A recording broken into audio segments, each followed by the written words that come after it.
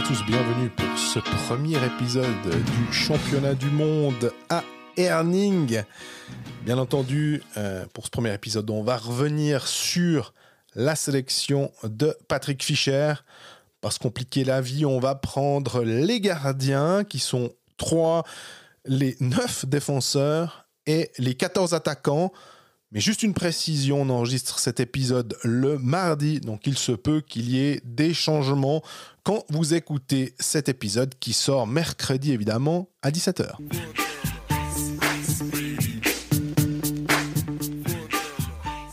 Salut Greg. Salut Jean-Fred, comment ça va ? Ça va très bien et toi ? Mais magnifique, prêt à commencer ce championnat du monde.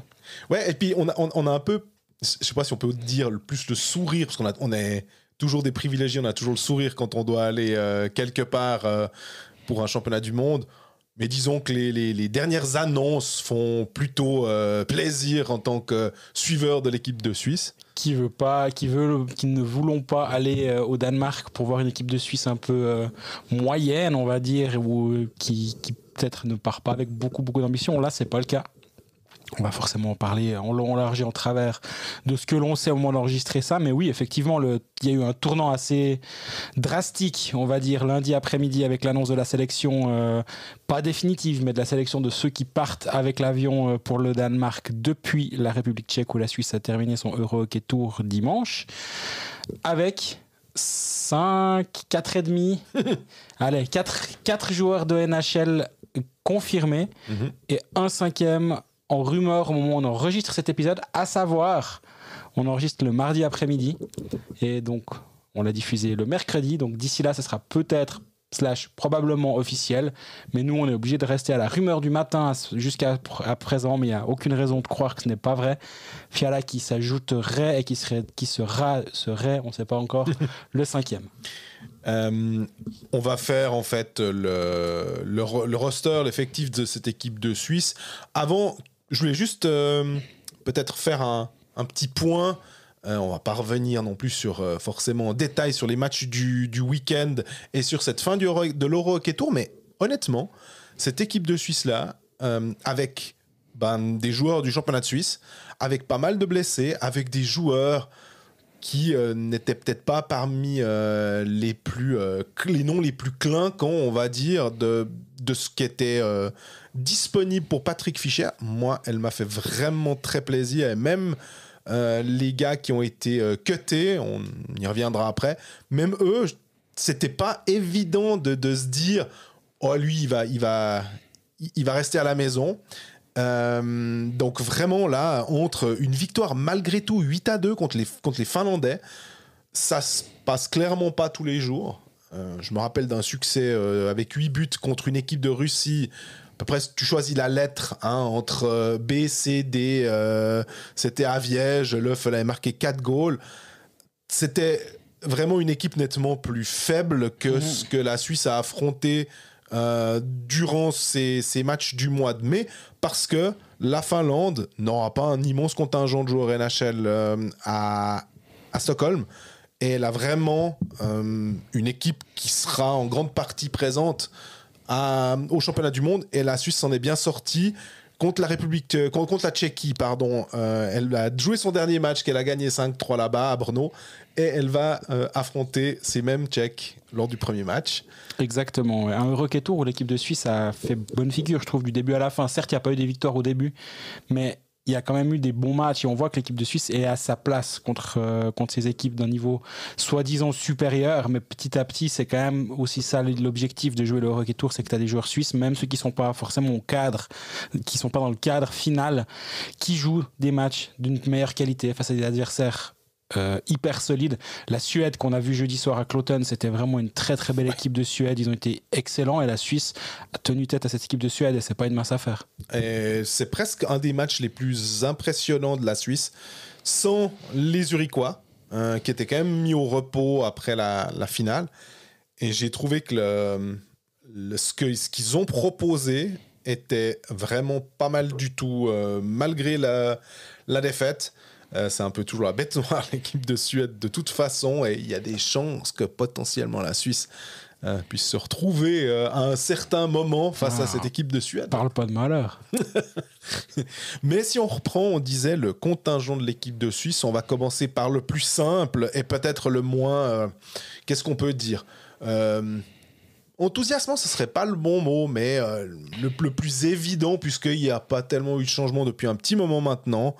Les gardiens, Giannoni, normal, Charlin, excellent durant la saison, et Sandro Schliemann. On part du principe, selon toi, que Giannoni est le numéro 1 et que c'est Charlin le numéro 2 et qu'ils vont peut-être se partager les matchs du tour préliminaire. Ouais, c'est quand même l'impression que j'ai. C'est l'impression que j'ai de voir ce duo-là comme étant le duo de l'équipe de Suisse.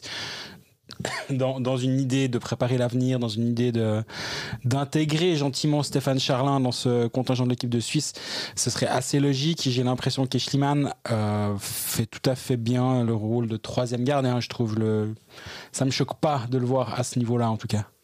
Et tu imagines aussi que peut-être, vu la composition du calendrier qui est assez étonnant. La Suisse, pour avoir fait... Maintenant, on a fait pas mal de championnats du monde depuis des années. Souvent, elle jouait les... Tu disais des fois le groupe des forts, le groupe des faibles, puis il y avait un peu les entre guillemets faibles d'abord et les forts ensuite. Ce coup-ci, c'est plus panaché, mais malgré tout, on va dire Tchéquie, Danemark chez elle le lendemain, samedi, et les États-Unis le lundi. C'est quand même plutôt un calendrier qui commence fort pour l'équipe de Suisse et qui termine par le Kazakhstan. Un match, on va dire... Norvège, Hongrie, Kazakhstan pour terminer, ouais. Ouais. Et donc, ça veut dire que l'Allemagne est en 4. Donc, vraiment, on va dire que finalement, tu as les 4 plus forts d'abord et les 3 plus faibles ensuite. Exactement, avec 3 matchs sur ces premières journées, donc justement back-to-back vendredi, samedi, puis lundi. C'est certain que tu vas y aller avec 2 gardiens, un pour chaque soir, et que tu remettras un pour le match numéro 3 contre les États-Unis. Charlin, c'est quand même la bonne surprise, si on veut bien, dans le sens où l'année passée, il fait une jolie saison avec Langnau. Il a une trentaine de matchs, il a près de 92% d'arrêt, mais il a 2,81 buts encaissés par match. Mais là, il a fait un saut vers l'avant gigantesque cette saison avec 94,6 d'arrêt et 1,80 buts encaissés par match. À Langnau, encore une fois, c'est vraiment, vraiment solide. Et finalement, il a que 24 ans. Il a joué un championnat du monde M20 lors de la saison 2019-2020 où il avait partagé le filet cette année-là avec 93,8% d'arrêt sur les bouts de match qu'il a joué parce qu'il a qu'une 90 minutes de jeu, donc il est plutôt rentré des bouts de match. Là, il va être envoyé au front. Avec l'équipe de Suisse, il a été moins flamboyant quand même qu'avec Langnau, où il y a souvent un petit but sur la conscience, où tu dis ouais, on est sûr.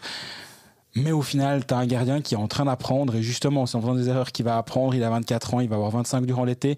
Il a envie de peut-être de traverser l'Atlantique. Donc là aussi, ce serait bien qu'il puisse jouer et si possible de bien jouer 1 ou 2 gros matchs contre les adversaires un peu plus huppés de ce groupe. Ce serait pas mal. Moi, je me rappelle, quand tu parles de NHL, j'imagine les scouts qui vont le visionner. Et ça me rappelle ce fameux... c'était en 2019, en Slovaquie, où tu guettais un peu en disant est-ce qu'il y a des scouts? Puis il y avait quelqu'un, c'était pas un scout, je crois que c'était un personnage un peu plus important d'une organisation de la NHL. Et puis t'essayais de voir quel joueur c'était Gaëtan Haas à l'époque, je crois. Et c'était assez chouette. Alors, est-ce que cette fois, tu vas de nouveau te dire... Mais qui c'est celui-là qui parle avec Stéphane Charlin? Je me demande, pour voir si une petite, plus qu'une rumeur finalement, c'est peut-être de voir où est-ce qu'il peut aller, parce que on rappelle, on a Connor Hughes qui est en AHL avec Laval, et Stéphane Charlin, normalement, il faudrait quand même passer par la case AHL avant de pouvoir imaginer garder les filets d'une franchise de NHL. Mais alors, lui, ce qu'il a, pour lui, c'est une taille et vraiment une mobilité aussi qui est quand même assez phénoménal pour un gardien de sa taille et de sa corpulence. C'est Leonardo Giannoni, c'est mon collègue Marcel Hauck qui a fait un sujet avec lui, et Giannoni se dit très impressionné par Charlin et qu'il espère pouvoir même s'inspirer un peu de lui en le regardant à l'entraînement, parce qu'il n'a jamais eu tellement l'occasion de partager un vestiaire avec Charlin, alors qu'on pourrait plutôt s'imaginer que c'est Charlin qui doit se dire « Oh, mon Dieu, mais je suis avec Giannoni, qu'est-ce que je peux apprendre avec un monstre d'expérience pareil ?» avec ses 7 titres de champion de Suisse, avec ses médailles mondiales. La preuve aussi que Giannoni est un sacré personnage, c'est que il a, même à son âge, même à 37, bientôt 38 ans, il a encore soif d'apprendre. Ouais, Giannoni, au passage, c'est quand même quelqu'un de spécial. C'est un gardien qui est chouette. Les gardiens, on a souvent un peu plus de difficultés à comprendre leur personnalité parce qu'on voit pas leur visage la plupart du temps, et on n'arrive pas à se dire il est comme ci comme ça. Quand il est en colère, on le voit souvent rager ou pas. Lui, c'est quelqu'un j'ai eu la chance de parler plusieurs fois avec, et je le trouve vraiment hyper intéressant. Il a son histoire de problème d'oreille qui est pas forcément des plus connus, mais il porte un appareil auditif d'un côté parce qu'il a pris une fois un puck lorsqu'il jouait au Getseka Lions, donc très tôt dans sa carrière. Il prend un puck, il se prend une sonnée depuis la côté droit, si je me rappelle bien.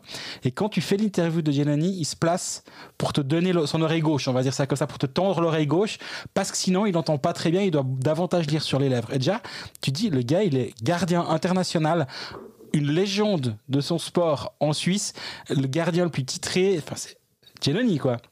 Et tu dis, il a pas assez les oreilles à 100%. Et en parlant avec lui, il disait quand même, mais peut-être si ça se trouve, c'est ça qui m'a fait avoir quelque chose de différent. En fait, j'ai d'autres... mes autres sens peut-être sont plus éveillés ou aiguisés qu'ils ne l'auraient peut-être été. C'est la spéculation, il ne peut pas le savoir, mais en tout cas, il l'imagine. Et donc, s'il a gagné 3% de vue et puis qu'il a un tout petit peu d'acuité auditive en moins, mais que ça lui permet d'avoir une meilleure vision du puck, du jeu, de je ne sais quoi, c'est tout bénéfice pour lui.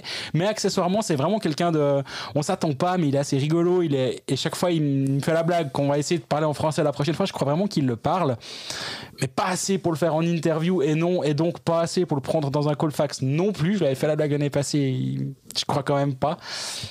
Je vais retenter cette année, mais je doute vraiment que ça se passe, mais j'aimerais bien, parce que c'est un personnage assez fascinant. Puis à force, je me demande si on se rend peut-être pas compte de la chance qu'on a d'avoir Giannoni dans cette équipe de Suisse, à quel point c'est un peu le taulier, c'est le gars qui a tout vécu, c'est un peu le dépositaire de l'histoire de ce poste finalement en équipe de Suisse. Ça fait bientôt 20 ans qu'il est là, et il est toujours à un niveau extraordinaire, même s'il était assez moyen avec Zug cette saison, mais comme tout Zug, on va dire ça comme ça. Par contre, on voit contre la Suède jeudi, il a été excellent, et à tout moment il peut te voler un match, et ça c'est quand même sa grande force. 11e championnat du monde pour lui. On n'est quand même pas au niveau d'Ambul et ses 21 mondiaux, mais 11, ça pose quand même son homme. Et autre chose assez... Je crois que c'est moi qui t'ai induit en erreur, mais je crois que c'est 20. Ah, ok. Mais c'est moi qui t'ai induit en erreur. Peut-être, alors. Mais de toute façon, Ambul, c'est intouchable, voilà. Mais... si Giannoni joue encore une dizaine d'années, il a de bonnes chances d'y arriver, je suis désolé. En parlant de Giannoni, je voulais juste encore ajouter, parce que ça fait aussi partie de l'article de mon collègue Marcel, c'est que Giannoni, pour revenir à ce côté un peu drôle et étonnant, contrairement à Ambul, qui est une mine d'or du hockey, on se souvient que tu avais fait cet article où tu n'avais pas réussi à le piéger, mais il avait eu une hésitation. Il connaissait pas son nombre de points en National League, c'est la seule erreur. Voilà, ce qui est quand même génial.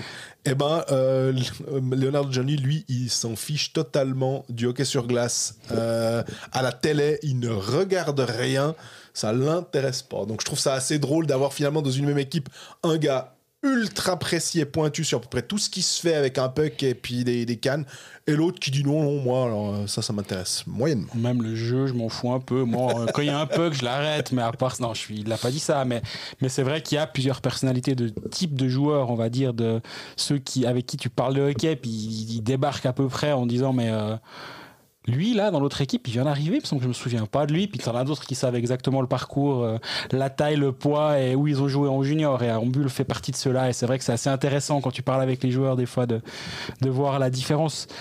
J'allais dire d'implication, c'est pas le bon mot, parce que quand tu joues en National League, c'est que t'es un tout petit peu impliqué dans ton sport, mais d'implication hors glace, on va dire, dans ce sport-là. Et c'est aussi pour ça que derrière, ils ne deviennent pas tous directeurs sportifs ou entraîneurs, et que certains arrêtent complètement parce que le hockey, ça ne les intéresse pas.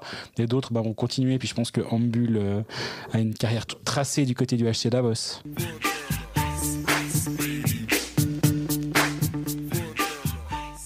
On passe aux défenseurs. On en a 9 de manière assez étonnante. Parce que on a plutôt l'habitude, je pense que les gens se souviennent d'avoir un contingent de 25 noms. Donc, comme il y a 3 gardiens de base, on a 22 joueurs de champ qui doivent être répartis selon comme on veut, en gros. Mais c'est vrai que par habitude, même si tu joues avec 6 défenseurs, s'il y en a un qui est blessé ou 2, tu pars plutôt avec 8-14. Ça peut être bien évidemment 7-15, mais on va dire que c'est 8-14. Là, pour l'instant, l'équipe de Suisse on a 9-14. Alors, on reviendra sur les 14 après, mais sur ces 9, on le disait, 2 joueurs de NHL, Yanis Moser, Tampa, et Jonas Siegenthaler de New Jersey. Et puis après, on a les suspects usuels depuis plusieurs années. Et je crois que je faisais j'ai regardé 2022.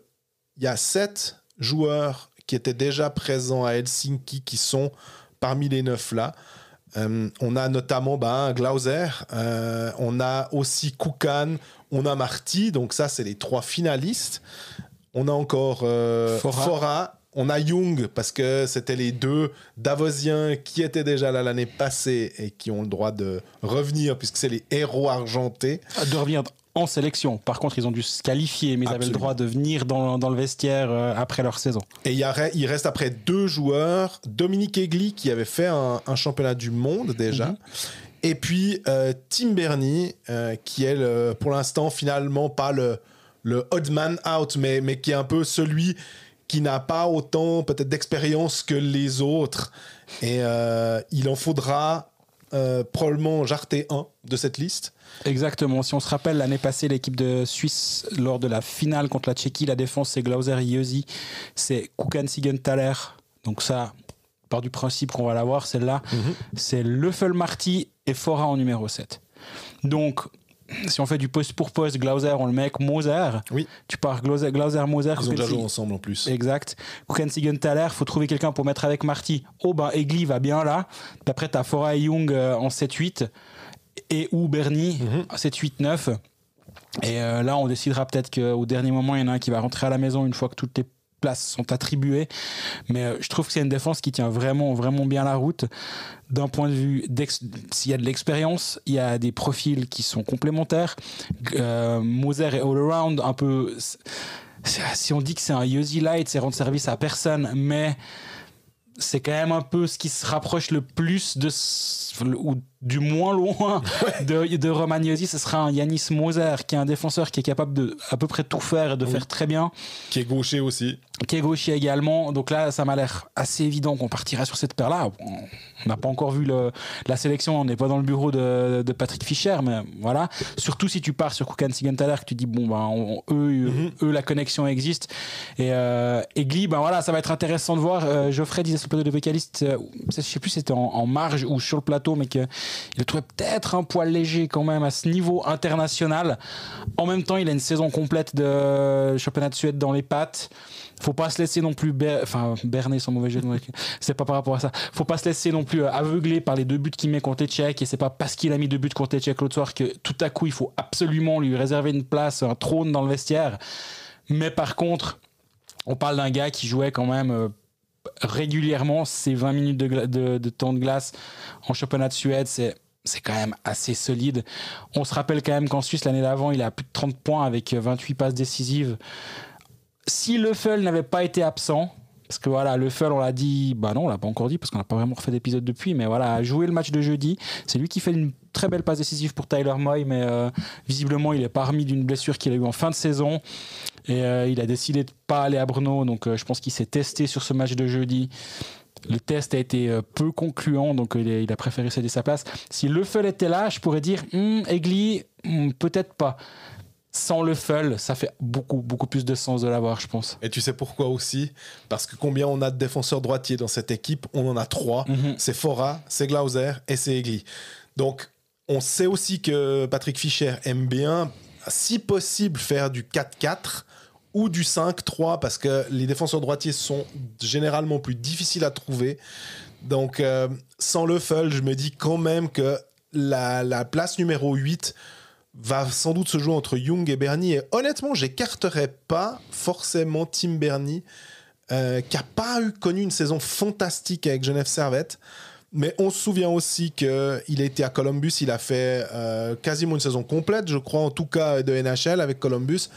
Donc, il a quand même cette habitude des grands matchs, on va dire, d'affronter de grands adversaires. Young avait été surprenant en bien lorsqu'il avait joué avec l'équipe de Suisse l'année passée. J'étais assez surpris de le voir aller aussi loin et finalement j'étais un peu à me dire il va être coupé au dernier moment. Non, il avait joué et c'est clair que c'est un des premiers noms. Il sait qu'il est plus défenseur numéro 8 que défenseur numéro 2, donc ça va se jouer entre ces joueurs-là pour le dernier spot ou les 2 derniers spots finalement. Nous qui aimons bien avoir un roman au micro de Colfax pendant le Media Day de l'équipe de Suisse. Pour l'instant, on est mal barré. Ce sera peut-être Charlin avec qui on essaiera d'avoir une interview cette année. Je me disais justement, parmi les défenseurs, Glauser, on l'a fait l'année passée. Donc voilà, les autres, Fora pourrait nous parler en français, mais je me dis pas que voilà, c'est peut-être pas vers lui. Puis les autres, ça devient compliqué. Même Tim Bernie qui parle un peu français.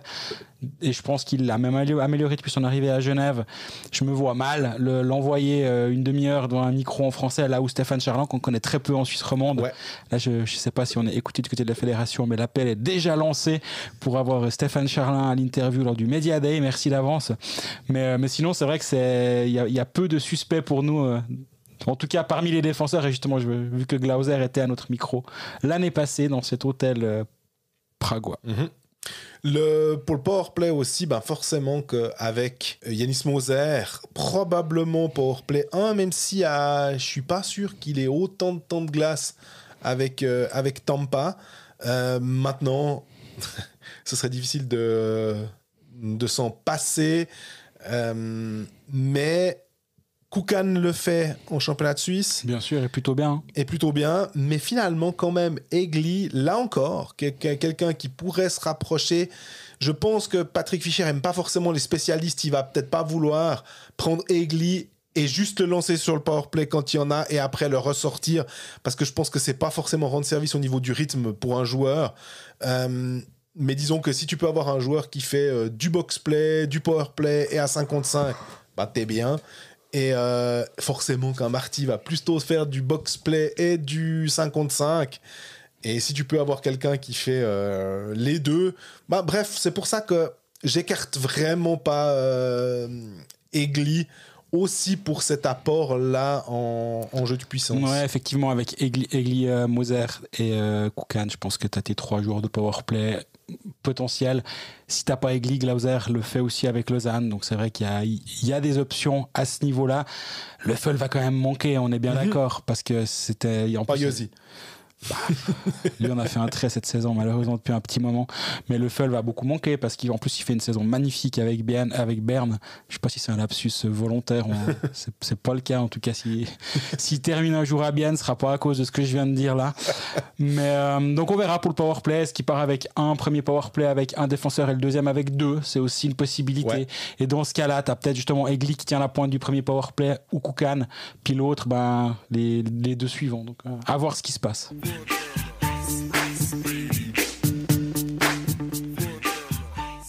En attaque, André Sambul est présent, donc heureusement, sinon on aurait réglé nous-mêmes le cas. J'aurais donné mon ticket d'avion pour qu'il puisse partir quand même à Herning, et puis là-bas, il se serait fait une place, je suis sûr. Pas besoin d'aller aussi loin. On en a 14. Comme on le disait au début de cette émission, il y a des joueurs de NHL, il n'y a pas Niederreiter qui est quand même un habitué des championnats du monde, surtout avec des médailles à la clé. Mais par contre, il y a Timo Meier qu'on n'avait pas l'année dernière et qui amène pas le même style de jeu que Nino Niederreiter, mais par contre qui est presque encore plus un buteur à 30 buts par saison avec New Jersey. Depuis quelques années, il amène un vrai punch offensif. Nico Hischier, il vient de sortir d'une saison hors norme, j'ai presque envie de dire. Il fait une saison extraordinaire à New Jersey dans son rôle offensif, mais aussi dans son implication défensive. Mais on n'est pas surpris. Il n'y a personne qui se dit tiens, Nico Hischier, c'est pas un manche défensivement. Par contre, les 35 buts, 34 passes décisives, 69 points en 75 matchs, c'est 4 goals en 5 matchs de play-off, et surtout il a dû compenser l'absence de Jack Hughes, ce qui fait qu'il est capitaine de son équipe. Il n'y a eu que des louanges à son encontre. Il est présent de nouveau. Encore, il a à la fois de la chance, parce que nous on a de la chance parce qu'on peut le voir chaque fois, puis ça rend l'équipe de Suisse nettement meilleur, parce que forcément que c'est un centre numéro 1 et que quand il est là, tu te dis que les quarts de finale, il y a une possibilité d'aller plus loin, assez clair. L'avantage, et je ne sais pas si toi tu vas aussi mettre l'accent ou l'emphase sur cette façon de voir les choses, c'est que c'est presque un peu hockey manager dans la vision, c'est de dire on a des duos. Le duo numéro 1, c'est Hischier-Meier parce qu'ils jouent ensemble en club, donc c'est extrêmement facile pour Fischer de déjà avoir cette paire-là. Et puis Malgin et Andrighetto ensemble sur une autre paire, probablement. Et au moins, comme ça, tu as des gens qui savent et qui ont l'habitude de jouer ensemble. Après, tu disais aussi, Kevin Fiala, qui normalement, selon le matin, devrait rejoindre l'équipe de Suisse. Et donc, on rappelle, on enregistre cet épisode le mardi, donc c'est peut-être officiel d'ici le moment où vous écoutez cet épisode. Voilà, parce qu'on s'est aussi renseigné auprès de la fédération pour savoir s'il y avait une communication qui allait être faite autour de l'équipe de Suisse le mardi. Visiblement, il n'y avait rien. Bref. La question sera plutôt de se dire, est-ce que Fiala, tu fais une ligne 100% NHL avec Hischier et Meier, ce qui est... C'était Niederreiter l'année passée, finalement.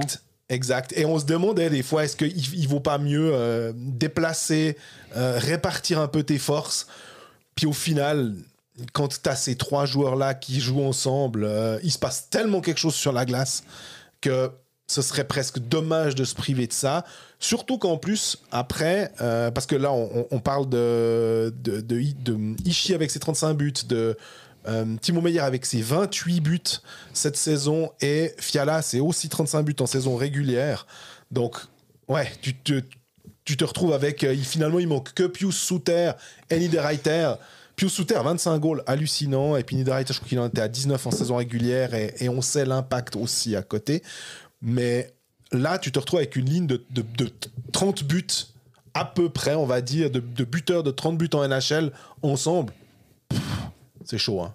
Ouais, mais après, est-ce que justement, c'est pas un peu trop, puis tu dois pas renforcer, si tu as encore besoin, mais ta ligne numéro 3, et puis mettre un Grégory Hoffman sur une des 2 premières lignes à l'aile avec soit Malgin Andrighetto, soit carrément avec Hischier et Meier, ou alors un profil complètement différent, un peu plus capable d'aller gratter les pucks. Et justement, c'est pour ça que Damien Ria a beaucoup joué avec Malgin Andrighetto en préparation.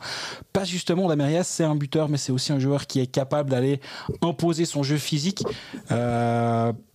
Contre la Suède, il a un poil trop imposé son jeu physique à un moment sur Karlsson. Il a pris 5 minutes de pénalité. Pas de pénalité de match, mais 5 minutes de pénalité quand même. Mais c'est un joueur qui n'a pas peur d'aller brasser, qui peut justement faire le sale boulot. Après, tu peux réfléchir différemment. Mais là, ça devient presque une réflexion, on va dire, de championnat, où tu te dis, mais sur le long terme, on va bien équilibrer les 3 lignes. Là, il faut gagner tous les matchs. Ouais.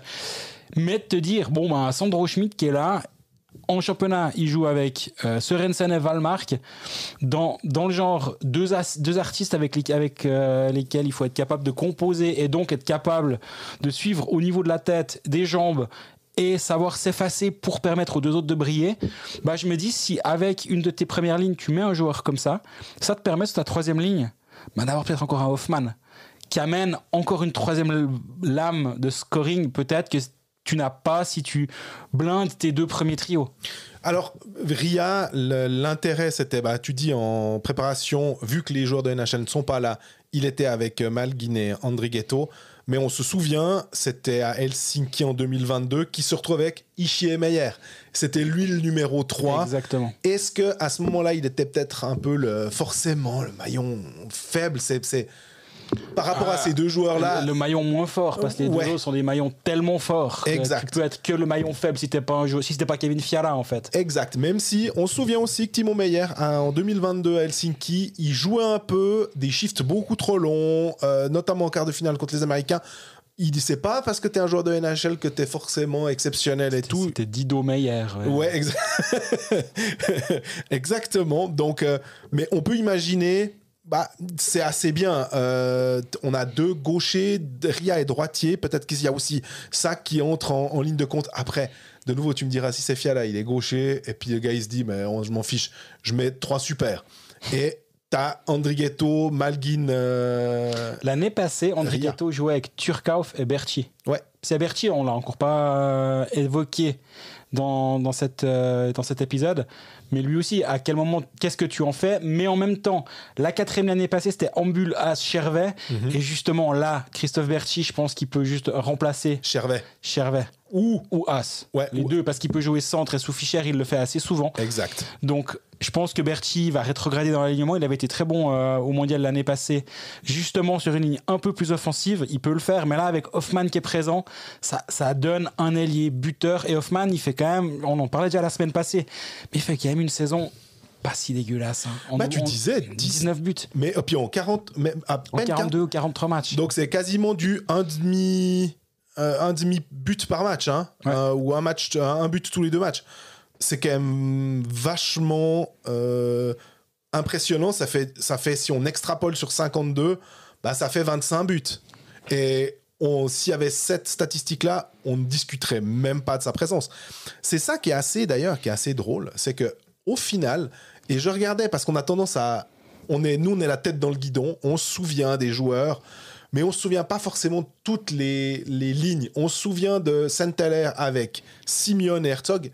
Cette ligne-là, elle va quand même manquer, mais Saint-Hilaire a quand même été renvoyé à la maison cette fois. Alors, est-ce peut-être qu'il avait une petite gêne, un petit truc, ou alors Patrick Fischer a envie de donner sa chance à quelqu'un d'autre. Il regarde son alignement puis il se dit, cette fois, je vais compter sur Ken Yeager. Voilà. Pour faire ce rôle-là. Et à la place de Simeone le buteur et à la place de Herzog le buteur travailleur aussi, j'aurais peut-être Hoffman et Tyler Moy. Knack. Ou Simon Knack, excellent aussi. Alors lui, qui est à la base, qui était pourtant un jeune, où on se disait, ça peut être un vrai buteur. Il est en train de se développer. On a l'impression ou Schmitt, ou Schmitt aussi, bien sûr. Mais j'imagine ça dépend. De nouveau, là, on est obligé d'extrapoler un peu. L'arrivée de Fiala va faire en sorte que, comme on disait, il y a 14 attaquants. On a 5 néophytes, et il y a 6 néophytes dans cette équipe, avec Charlin, et 5 autres, tous en attaque. On les a déjà évoqués. Finalement, c'est Schmitt, c'est Rohrbach, c'est Moy, c'est... Nicolas Bechler. Nicolas Bechler, exactement. Et puis, le dernier, maintenant... faut que... C'est Ambul.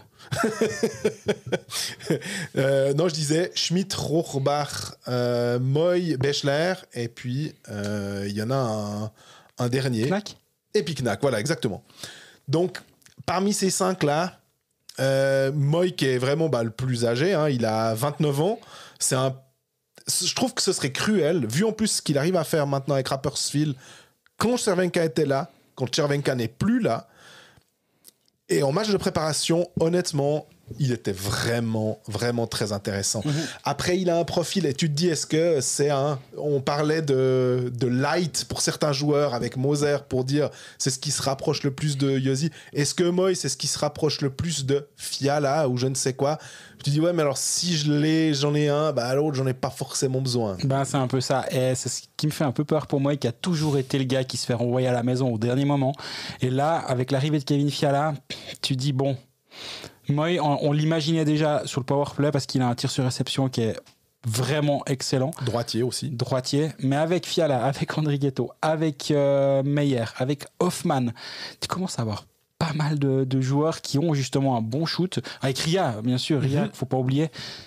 Et je parle pas de Malguin qui va aussi prendre une place en attaque ni de Ishier, mais là tu te retrouves avec déjà quasiment tes 2 powerplays qui sont pleins, et si Moy ne vient pas sur un powerplay, est-ce qu'il est suffisamment au niveau défensivement pour que ça justifie de l'avoir toujours dans ton équipe, ou alors est-ce que tu dis justement à Sandro Schmidt qui peut, s'il le faut, monter haut dans l'alignement, ou alors jouer 3-4 parce qu'il le fait tout aussi bien, il peut jouer au centre, il peut jouer à l'aile, Moy aussi d'ailleurs au passage, il peut faire les deux.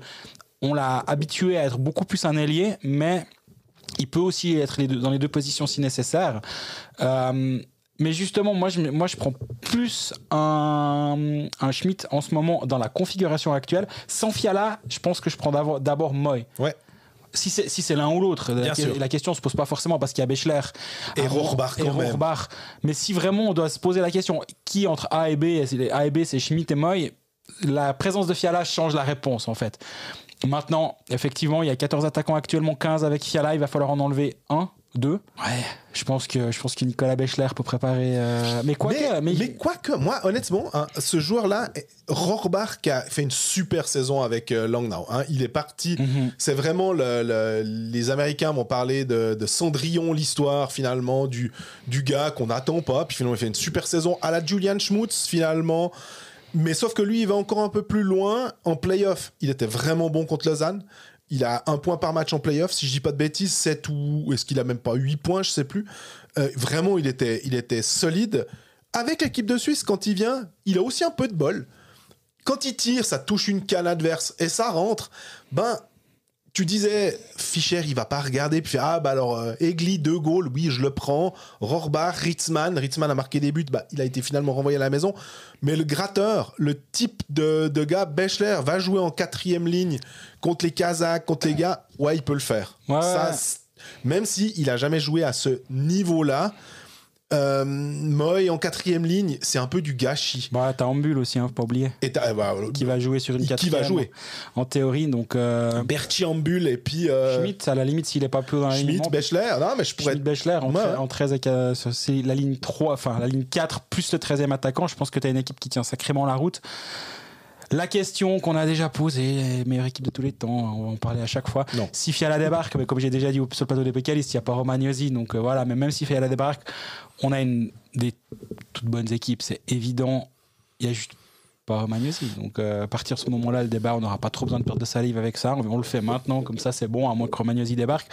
Ou alors, si Niederreiter se fait sortir en 4 matchs avec Winnipeg et débarque aussi, là je commence gentiment à lancer le débat, mais pas avant. Mais non, et Bixel, il sera biboche avec toute l'équipe, ils se font sortir en 4, et Dallas et Winnipeg. Ouais, non, là je pense quand même que même ça, c'est la plus belle équipe. Si tout se passe bien, on l'aura dans 8 mois. Le problème, c'est que les autres aussi, mais ce sera un autre délire. Bien sûr, mais ce sera quand même probablement là qu'on verra la meilleure équipe de Suisse de l'histoire, ou possible, effectivement. Et ce sera intéressant. Mais cette équipe-là, maintenant, dans son groupe, honnêtement, on a vu le match contre les Tchèques. Ce sera pas la même chose. Il n'y aura pas Sternak cette fois. Il avait fait assez mal à la Suisse l'année passée, même si tu ne veux pas en parler et que tu ne te souviens pas de ce moment. Je me suis quand même regardé le goal pour voir qui était sur la glace, pour me dire, il me semble que Yossi, c'est lui qui essaye de bloquer le puck, et c'est bien ça. Tu vois, on aura la meilleure équipe de tous les temps cette année, il n'y a pas celui-là. Et puis, les Américains seront quand même assez intéressants, parce qu'on a des joueurs qui, pour ceux qui suivent pas la NHL, ils vont découvrir des noms puis se dire, c'est qui Clayton Keller, c'est le frère d'Antoine. Puis t'es là, non, c'est 90 points en NHL, je connais pas, j'ai jamais entendu. Voilà, des gars dont on n'a jamais entendu parler. C'est assez ça, si on suit le hockey, on va dire d'un œil et demi, et qu'on est plus sur le championnat de Suisse et moins sur la NHL, on va se dire, mais Tage Thompson, j'ai peut-être vaguement entendu parler, puis c'est plus de 40 goals. Enfin, tout d'un coup, tu vas te dire, ah ouais. Nous, quand on va présenter ces matchs et présenter des adversaires, on va dire, faudra se méfier de X, Y et Z. Et ça sera de toute façon très solide. Ça, il n'y a pas de problème. Et Vraiment la Suisse. D'accord au but. Ça va absolument. Parce que là, on en parle vite fait, vu que les 2 premiers matchs, ça sera vendredi et samedi. Et nous, on va pas refaire d'épisode d'ici là, ni après le premier, parce que ça n'a aucun sens de faire un épisode entre le premier et le deuxième match. Oui. Donc notre second épisode pourrait avoir lieu dimanche, mais en même temps, il y a un match le lundi à 16h20, donc on est mal pris sur ce début de tournoi. On va pas se mentir, mais il sortira peut-être le dimanche à 5h. On va s'arranger. Mais oui, les États-Unis et la Tchéquie dans un premier temps, les États-Unis dans un second temps. Les États-Unis, c'est un solide morceau. Hein. Oui, c'est pas le Canada. Oui, c'est pas aussi clinquant que les annonces qu'on a eues au Canada avec Nathan McKinnon surtout et un petit peu Sidney Crosby que certains autour de ces micros, pas moi, aiment bien. Et pas Marc-André Fleury, un vieux gars qui part à la retraite, un peu comme un bulle. J'ai vu sur Twitter l'autre jour, là, c'était Simon Zimberg, le Suédois, qui disait qu'en fait toutes les compétitions internationales auxquelles il a participé, Sidney Crosby, sauf le premier championnat du monde, il les a gagnées. Ouais. Il y a juste la première, il va à 19 ans. En gros, ils lui ont dit bon, viens un moment, mets-toi dans le coin, mais c'est après qu'on va gagner avec toi. Mais là, quand il vient, il gagne. Ouais, malheureusement, il a quand même juste pas gagné le championnat du monde M20 non plus. Mm-hmm. Mais donc, premier championnat du monde des adultes. Oui, adultes, ouais. Voilà, et les M20. Sinon, le palmarès est... C'est pour ça que j'écris aussi dans mon texte après, quadruple s'il était slovène, on ferait pas des phrases pareilles. Enfin, c'est aussi un peu plus simple quand t'es canadien d'avoir un tel palmarès, disons. Exactement, mais quand même membre du Quadruple Gold Club si on rajoute la Coupe du Monde. Mm-hmm. Et ce qui est drôle, c'est que là aussi, comme tu le disais, il y a pas beaucoup il y a certains pays qui pourront jamais prétendre avoir ce genre de choses, mais ils sont 9 Canadiens à avoir gagné non seulement championnat du monde, Coupe Stanley, Jeux Olympiques, et en plus la Coupe du Monde. 9 joueurs, 9 Canadiens. Il y avait Phil Poula, mais le 4e, lui, c'est le championnat de Suisse. Par contre. Mais c'est le dernier membre du Triple Gold, d'ailleurs, qui était en 2022. Ce qui est quand même assez fou de se dire qu'on a pu bénéficier de la présence de ce joueur. Au moment où il a pris sa retraite, où il a annoncé qu'il arrêtait, tu dis... Ok, mais on a eu Valtteri Filppula à Genève et je pense qu'on s'est peut-être pas vraiment rendu compte de la chance qu'on avait. Tout comme quand on voit Linus Omark remporter le titre en Suède, on se dit ouais, mais en fait lui il était en train de faire la magie à Genève il y a pas si longtemps avec son copain Artikainen et il y avait Filppula qui était pas très loin. Tu dis ouais, on a quand même eu des années assez chouettes au bout du Léman, donc là ils ont eu le droit d'avoir 2 années de pain noir, on va dire, mais ils ont bien mangé avant, donc ça va revenir, je suis sûr, mais on a quand même eu une chance incroyable ces derniers temps avec ce genre de joueurs chez nous. Les jeunes diraient c'est quoi ce poulet avec tout ce qu'ils ont pu vivre. C'était un aigle en l'occurrence. Au niveau des animaux à plumes. Très bien, on a fait je crois le tour. Est-ce que tu veux encore qu'on rajoute quelque chose? Je pense que prochain épisode, comme tu disais, on y verra certainement plus clair et on saura cette fois qui sont les joueurs vraiment dans le contingent.